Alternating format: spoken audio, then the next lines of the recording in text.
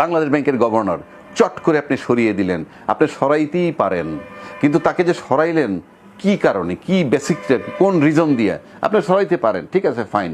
যাকে আনছেন কোনো সন্দেহ নাই তার কোয়ালিফিকেশন সে কিছুই না, আমি তাও ধরে নিলাম যে সে আপনি আনতে পারেন, সে বুঝবে না বাংলাদেশ ব্যাংক, তাও আমি চ্যালেঞ্জ করছি না।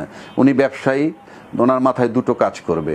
নাম্বার ওয়ান, উনি নিজে ব্যবসায়ী, ওনার মাথায় সবসময় ব্যবসায়ীদের পক্ষে ব্যাংকরে কীভাবে রাখবে, ব্যাংকের ব্যবসায়ীদের ক্ষেত্রে কিভাবে কি সুবিধাটা নেবে, এটা তার মাথায় ঘুরবে, হাজার চেষ্টা করলে সরবে না। সুতরাং এই ব্যবসায়ীকে আনা কনফ্লিক্ট অফ ইন্টারেস্ট, আপনার আনা ঠিক হয় নাই, নাম্বার ওয়ান। নাম্বার টু, 90 লক্ষ টাকা তার ঋণ আছে, না 89 কোটি টাকা তার ঋণ আছে, সেই ঋণ রিশিডিউল করেন, অমুক করেন, তমুক করেন, যা করেন তাই করেন, আপনার কাছে রাষ্ট্রীয় ব্যাংক 89 কোটি টাকা পাওনা। তো যার কাছে ব্যাংকের টাকা পাওনা আছে, যে ব্যাংক যার কাছে 91 কোটি টাকা পাওনা, তাকে আপনি পুরা বাংলাদেশের টাকার দায়িত্বটা দিয়ে দিলেন। এটা কি হিসাবে? কোনোভাবে সে যোগ্যতা অর্জন করে নাই, শুধু একটা কারণে। আজকেও তাকে সরাই দিয়ে তাকে ঋণ মুক্ত করেন, তারপরে দেন।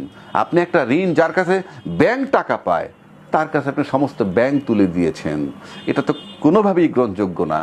আর যদি সে অত বড় সাকসেসফুল ব্যবসায়ী হইতো, তাহলে উনি ঋণ খেলাপি হন কেন, রিশিডিউল করেন কেন? উনি তো ওনার ব্যবসায়ী করতে পারেন না। এ সমস্ত গল্প হলে তো লাভ নাই। সুতরাং এই যে কাজ, এতগুলা কাজ আপনারা, তাজুল ইসলাম আপনি আইসিটি থেকে তাকে সরিয়ে দিলেন।